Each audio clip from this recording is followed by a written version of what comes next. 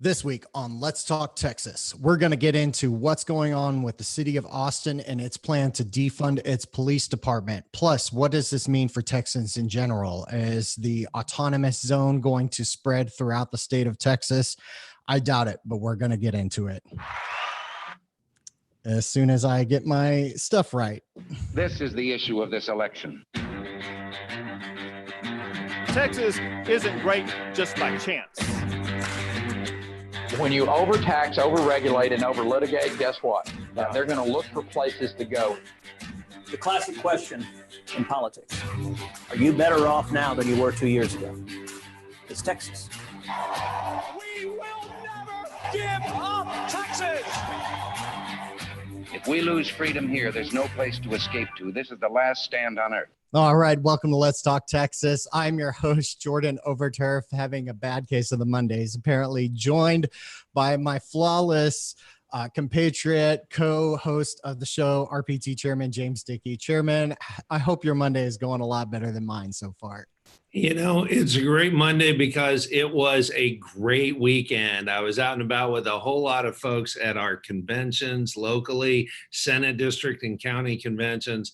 So pleased to see everybody out and about and showing wisdom and respecting each other, and those who chose to wear masks and those who chose not to, everybody respecting each other and following the conservative mantra: be kind, be respectful, be wise.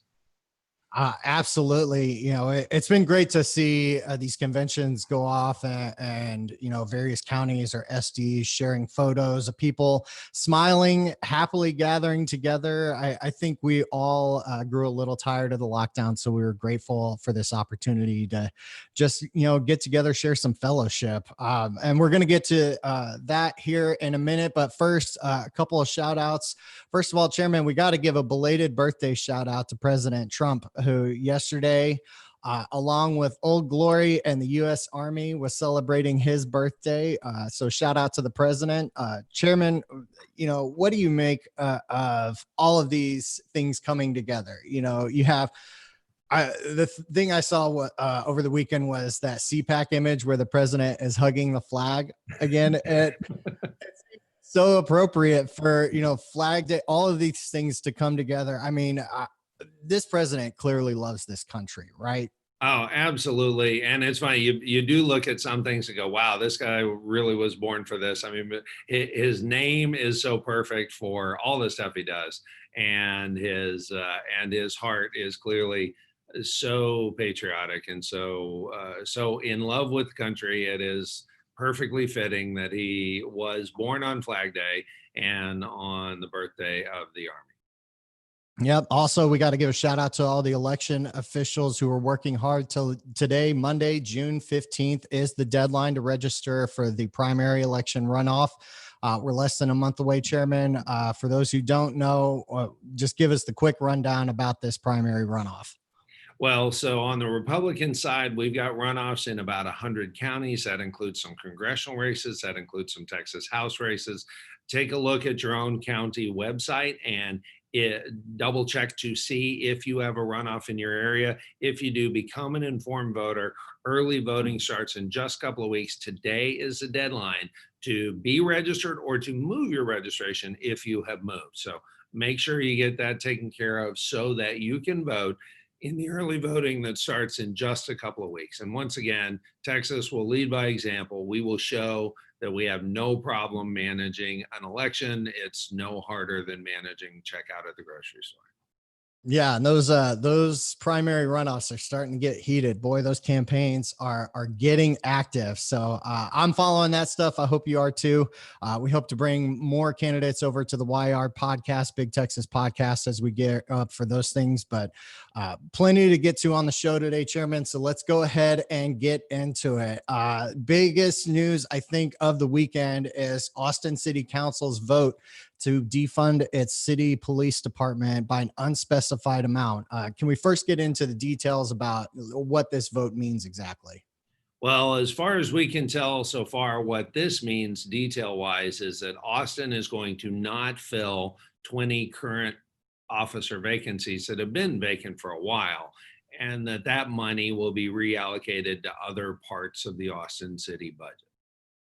Well, that seems like I don't know. It seems like a weird political talking point. Like they did something to pacify the masses, but this is just like a company saying, "Oh, we're saving some costs by just gonna leave some positions unfilled." I mean, uh, I don't know. It seems like more the same from the city of Austin, which has gotten used to, like the camping ordinance, just making a decision without much of a plan on the follow through. Oh, absolutely. Why And does this keep happening? well, it is clearly a political move.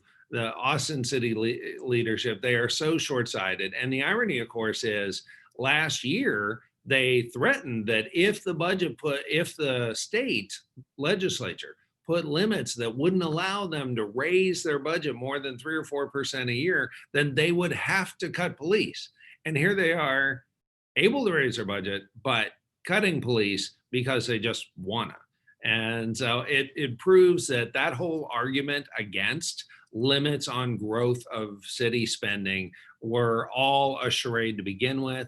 This is nothing more than political posturing. The Austin City Council, if there is a wrong side you can be on something, Austin's mayor and city council find it and manage to park themselves squarely there. Yeah, and especially for the downtown businesses, which have been hurt by the homelessness crisis.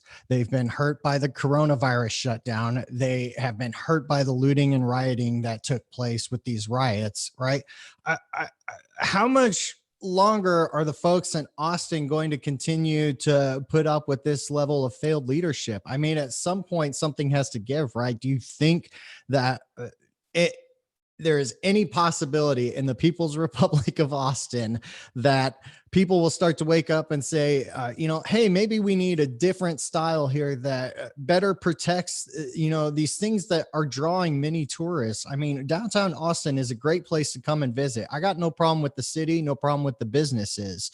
But clearly the leadership, why is there not any changes being made, and what can we do as Republicans? Well, we can fight for change on the city council and in school boards. Over half of the taxes of every Texan come from city councils and school boards. So make sure that you are finding out who the candidates are in your area and supporting them. I know there are some good people already stepping up for city council in Austin.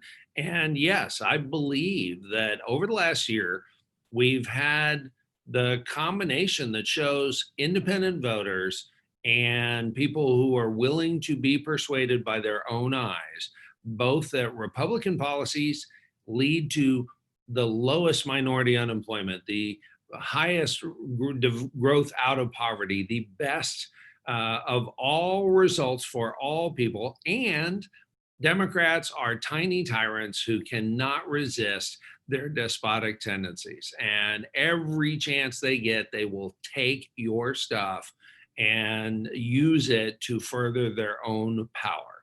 And not only that, but they will do so at the risk of your health and safety. And we are seeing that all over the United States. And I sincerely hope that independent voters and voters willing to be persuaded are paying attention to what they are seeing with their own eyes. Yeah, and as soon as I asked that question, a tiny Matt McCowiak and a tiny Dustin Trop popped up on my shoulder saying, join the Travis County Republican Party, join the Austin Young Republicans. There's ways to get active. These folks are plugged in. And we haven't seen anything like this yet, but if a lot of our listeners have probably been following the reporting on #Chaz, aka Seattle's autonomous zone, where they aren't recognizing any form of government, including the US government. Do you think this is what's next for Austin? I mean, they kind of accept the mainstream of the left, and this seems to be where they're headed. Well, and not only that, but in a very short period of time, they have already run the full gamut of socialism, and they are already begging for other people to rescue them by sending them things like food and toilet paper. Via So drones. It is so extreme that and just so unbelievable, a clear microcosm. I mean, there are folks in that autonomous zone that are already acting like warlords. It took days for that to happen. And so I think even in the extremists in Austin, I don't think that they're going to look to do that sort of thing. They love government and they love big government and they want more government, but they don't want the responsibility it would take. And everyone is seeing that that autonomous zone in Seattle is not only an unbelievable failure and an example of just how badly things go wrong in that kind of a setup, but it's also a terrible reflection on the leadership or a demonstration of the lack of leadership in Seattle and in Washington State. Yeah, but do you think something like that is possible in Austin? I've learned over my lifetime, anything is possible. I don't think that there is an organized effort to want something like that, even in Austin. Well, that's good to hear. I think Austin has already taken a pretty big beating with everything going on right now. Moving on, though, clearly there are a lot of people pulling to the extremes. Certainly they are in Seattle with the autonomous zone, but also in response to the murder of George Floyd. And I would love to see more rational discussions regarding criminal justice reform. Texas YRs have helped lead in this effort through some TYRF live events. I'm just curious, for those who aren't up to date on the RPT platform, what is RPT's current stance on criminal justice reform, and what have you heard from a policy standpoint from the legislators that you're talking to? Well, our party platform addresses a lot of criminal justice reform issues directly related to what you see going on today. And you can find that section on our website at texasgop.org/platform. Looking forward, we have Chairman Jeff Leach, the Republican state representative from House District 67, serving as chair of the Bipartisan Criminal Justice Reform Committee that has already spent time looking at ways to make the justice system work better for everyone. And Chairman James White, the Republican state representative and only Black member of our Republican caucus in the Texas state legislature, he's been discussing his bill from last session, the Sandra Bland bill, which is also in our platform and which I testified for last time, as a reform to minimize the number of unnecessary interactions between police and the public.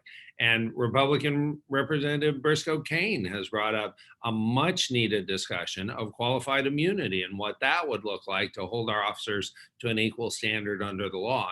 And I want to address that.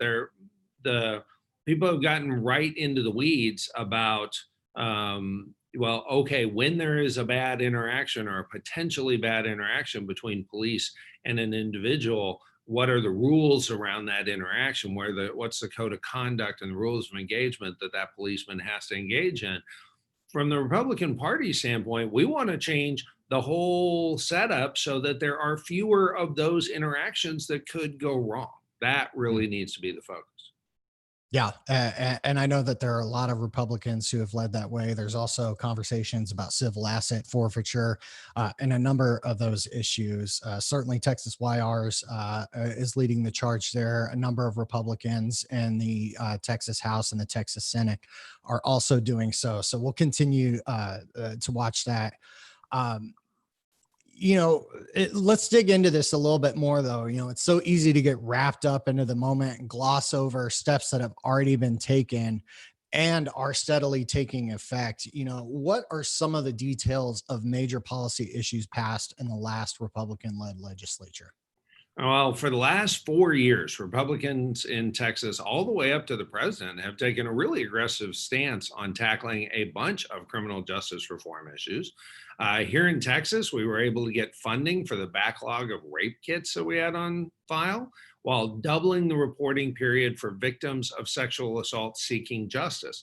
And those programs receive more than 60 million in state funding, including for rape crisis centers. And then we protected victims of sex trafficking from becoming another statistic in our system and provided more than $50 million towards fighting human sex trafficking. We also started down the path to ending debtor's prison. And in Washington, D.C., our president signed the First Step Act, which created programs to reduce the recidivism rate and help prisoners re-enter society more safely after serving their time. Yeah, I know that this is also kind of a scary time for folks. You know, so much of the conversation is about what needs to happen with police interactions, right? And those enforcement measures, but also pulling back on some of the crimes that people are getting stopped for.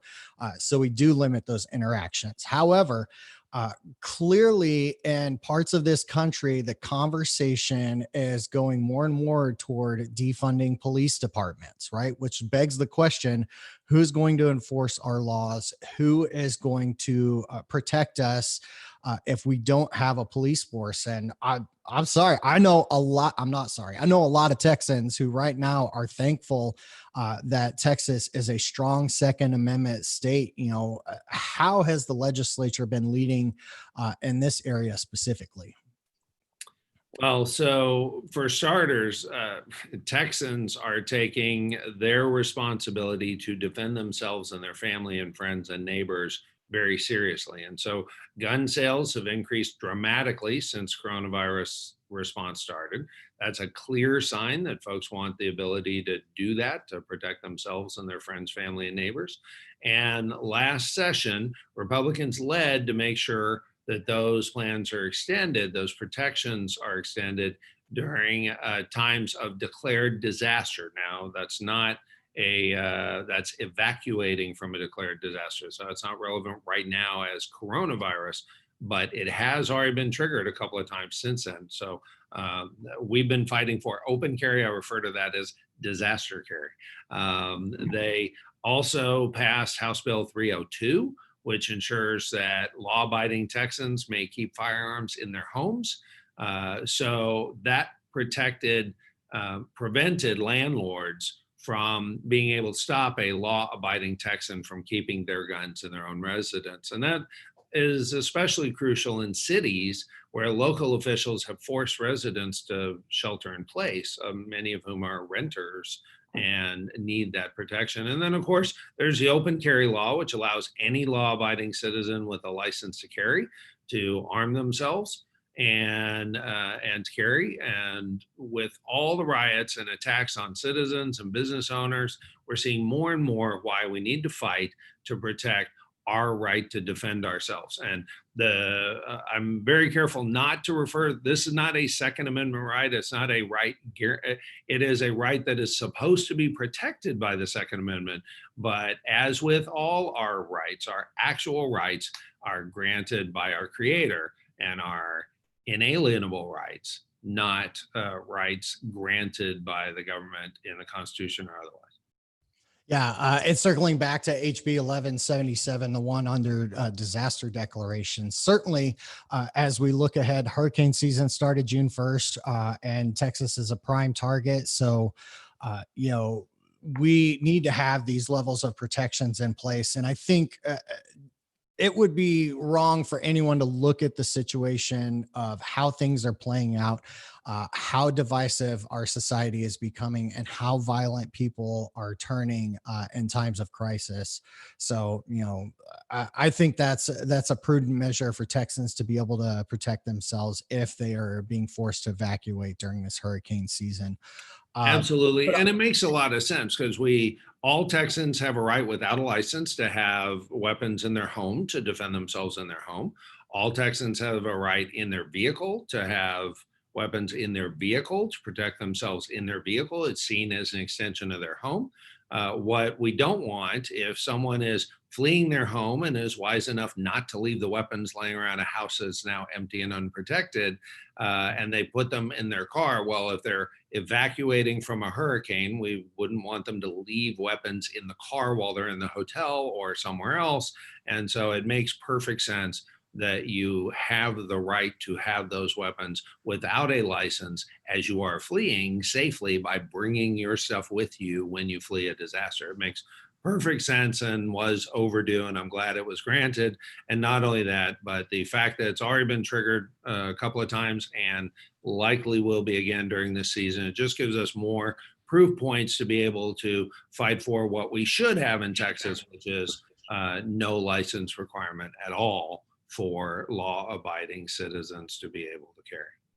Yeah, I did appreciate Representative Jonathan Stickland trying to basically tack an amendment onto HB 1177 during the House floor discussion that would have made it basically permanent. Like once the disaster is declared, you can just continue carrying. I appreciate those efforts, and it was at least entertaining for him to showcase how the system works and how you can make that happen. But circling back to the larger discussion of what we're seeing in society, the protests continued over the weekend.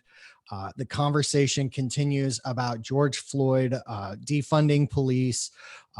There are a number of issues kind of circling around voters' minds right now. My question for you is, where do you think these discussions will go as we get closer to Election Day on November 3rd? Well, I'm very hopeful that the discussion goes towards effective policy as opposed to knee-jerk reactions. As I was talking earlier, that we talk about preventing the situation that could go wrong rather than, in addition to regulating how things are handled so that they don't go even more wrong once they start. But I'd rather just systemically make sure that we have fewer interactions that could go wrong. I'm also hopeful that those who truly believe we need reform will be able to see the pattern of Democrat-controlled cities and states and legislators like Joe Biden, who Joe Biden is mainly responsible for implementing the policies that are now so clearly seen as a detriment to minority communities. Mm-hmm. Yeah, and this would be the perfect time for cancel culture to step up, right? They have no statute of limitations on egregious acts, and for some reason, Joe Biden continues to get a pass on the many actions that he has taken in his history. Back early on in the Democratic debates, when there were more contenders in the field, it was great seeing Senator Kamala Harris challenge him on his stance on busing. Seeing other lawmakers step up and challenge him on these specific issues that have been detrimental, not only to Democrats, not to Republicans, but to just Americans, right? At the end of the day, even if you don't have a political creed, you're an American and you should be protected under the law. So absolutely. I mean, many of the policies of over criminalization and over sentencing, Joe Biden was directly involved in. Yeah. I mean, the record is there. You can find it very easily. There's video, news articles. The public record of the U.S. Senate alone can lead you down that rabbit trail. But meanwhile, our focus continues to be on Texas, what we're going to do to keep Texas red. And a big part of that is getting everyone ready to rally around for our state convention. We're coming up on 30 days from convention. And we had another round of our SD conventions over the weekend. So right now, what is the overall response that we've seen as dozens of these conventions carry out? And does that lead to a positive outlook for state convention? Absolutely. I've attended quite a few local conventions myself, and I've also gotten feedback from numerous others, and I'm hearing good reports from across the state. We've had 2 more weekends of county and Senate district conventions, or we have 2 more still to go. And I'm excited to see how those go as well. Yeah. Have we learned anything from this process that is helping RPT kind of improve its planning and the experience for delegates in Houston next month? What we've really seen is a reassurance that we are absolutely on the right path. So just as we are planning to at state convention, everyone's giving each other more space, extra space, and using hand sanitizer and wearing masks if they choose, and supporting those who do choose. As I've seen that up close and personal, it is working just perfectly, really reassuring that we are on the right path. Excellent. Well, I look forward to my Williamson County convention this weekend, getting to mingle with those folks and take part in the process, turn my application in so I can be a state delegate. For those who weren't able to make the town hall call last week with the update on state convention, first and foremost, can you remind everyone of the dates and location for the convention? And then how are things looking for RPT, and what updates can you provide us on convention? Well, as we film this right now, we are exactly 4 weeks out from the start of the temporary committee meetings for our in-person state convention. Those temporary committee meetings are going to be July 13th through 15th. That tends to be just a few hundred people who either participate on those temporary committees or who come and testify to really advocate strongly for their preferred rules change or their preferred platform change. And then the general meetings start just a little over 4 weeks from now, July 16th through 18th in Houston at the George R. Brown Convention Center. And we have been working closely with the team at the Convention Center, and they have been working closely with us in moving the convention date, preparing the convention space to accommodate CDC guidelines and that of the local health officials. All of this work has one objective in mind: making sure we deliver all of Texas's 38 electoral college votes for President Trump in November, and victories for all our candidates from the White House to courthouses all across Texas. We are completely focused on winning in November and not risking any loss of momentum that would risk victory. I'm fired up. You've got me so pumped up, Chairman. I can't wait. Be downtown Houston, middle of July. We're going to take it on. It's going to be great. And as I've gone to conventions, most of the conventions have filled out their full delegate allocation for the state convention. And a lot of people are registering for convention. And you can do that by just going to texasgop.me/register. That's texasgop.me/register. Go ahead and register. Even if you haven't had your convention yet, you can register saying, I want to be a prospective delegate. I'm going to run to be a delegate. I don't know for sure if I'll be one, but I'm going to run to be a delegate. And you can go ahead and register, and we'll just take care of changing the status later if you get elected a delegate from your local convention. Excellent. Yeah. Get registered, folks. It's a ton of fun. I'm looking forward to it. We're going to try and do some podcast events and stuff like that. Texas YR is going to be out in force, but also just a great chance to meet different Republicans from across the state of Texas, find out, how their communities are taking charge and what their elected officials are proposing. So, great event, downtown Houston. I cannot wait for this. We've only got a few more minutes here, but I wanted to bring this up briefly and just see what updates you can give us on national convention. We learned over the weekend that RNC is headed south to Jacksonville, Florida. What does this kind of mean, and what should folks know going forward?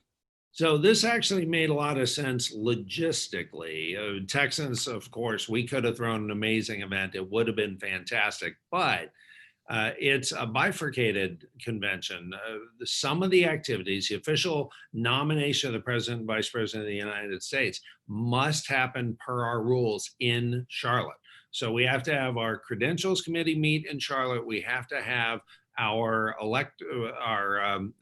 enough people go to Charlotte to be able to officially cast the vote to nominate the president and vice president in Charlotte. And so the way the rules have been revised to deal with this emergency situation, 6 delegates from every state and territory will go to Charlotte. It's the state chairman, the national committee man and woman, the head of the delegation, and then the 2 credentials committee members from every single state will go, and territory will go to Charlotte.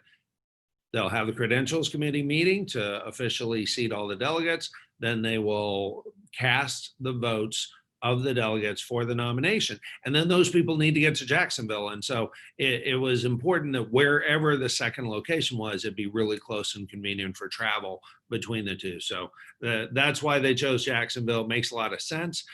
They have said that in Jacksonville, all the delegates plus all the alternates plus one guest each will all be able to be on the floor, and details will come from to say what that means.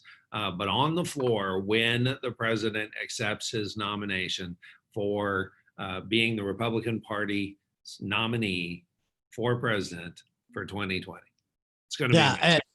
I mean, like in 2016, the energy leading up to then candidate Trump accepting the nomination was insane. I mean, going to my first national convention was electrified throughout the process, but that Thursday night speech, I mean, the stadium in Cleveland was vibrating.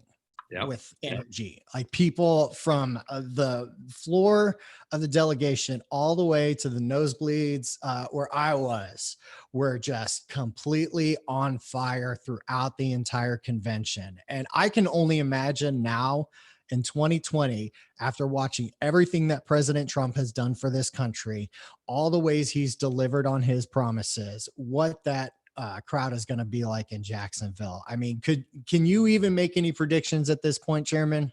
Oh, it's going to be incredible. And Chairwoman McDaniel has said that the RNC is committed to making sure that the full multi-day experience for all of the delegates and alternates that go to Jacksonville will be just as thrilling, just as exciting, just as momentum building as our conventions have become.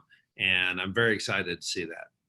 Yeah, I'm looking forward to it. I mean, a Florida convention just sounds like, double the vacation. So, well, and like everything else at the Republican Party of Texas, we are grassroots up. So our 3 delegates and 3 alternates from each congressional district, they are elected in their congressional district. So if you are interested in running for one of those spots, first of all, you probably should be a delegate or alternate to the state convention, although that's not a requirement.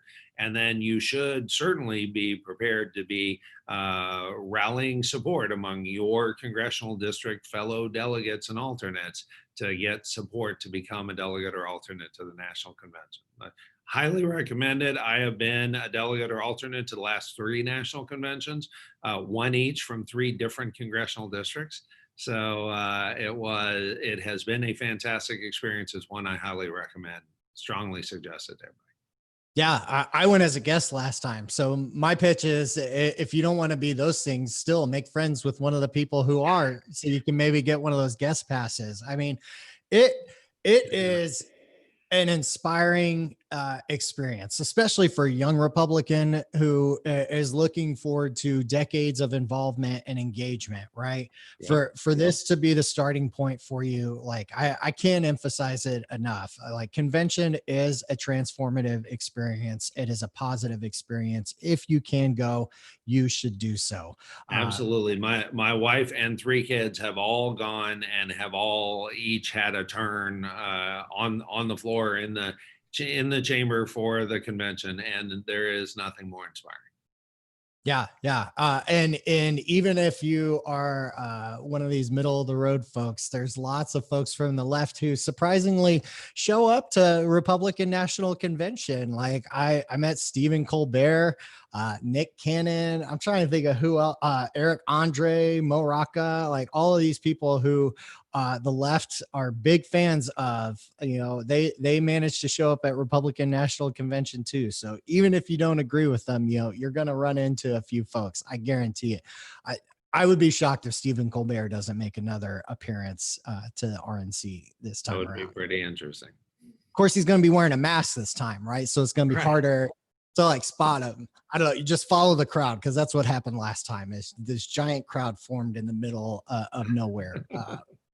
Well, Chairman, that's all I got. Any parting thoughts, or what's your week ahead look like? Things that folks maybe should get keyed into, get involved in? Oh, by all means, we are doing all sorts of press, all sorts of activities. We're starting to reopen our National Week of Action over the weekend. We did tens of thousands of phone calls, tens of thousands of doors. We are thousands of doors. We are out and about in the field now again. Please join in on that. Contact your local folks. We've got a lot of activity going on. And if your convention is still coming up, make sure you go.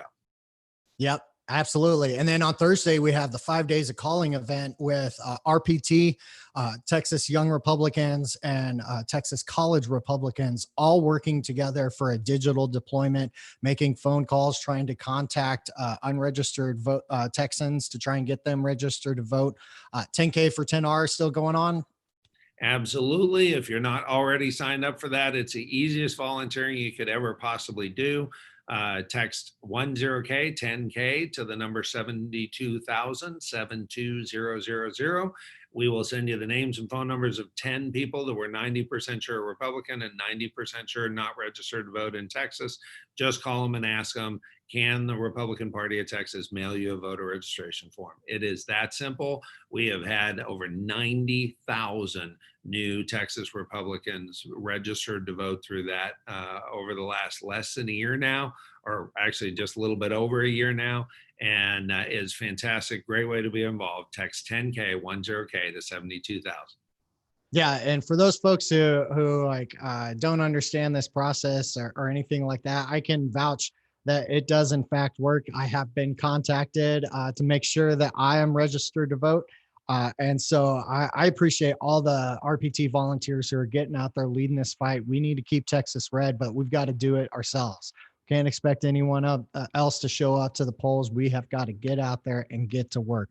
Chairman, I appreciate you as always. I'm going to let you get back to all the important things that you have to do. Thank you to everyone for listening. Make sure you hit that subscribe button on Facebook or YouTube, on iTunes, Spotify, wherever you get your podcasts. Be sure to follow us on Twitter and Instagram at Let's Talk Texas. You can follow Chairman James Dickey on Twitter at James Dickey. And for the latest on how we are going to keep Texas red, follow the Republican Party of Texas on Facebook, Twitter, and Instagram.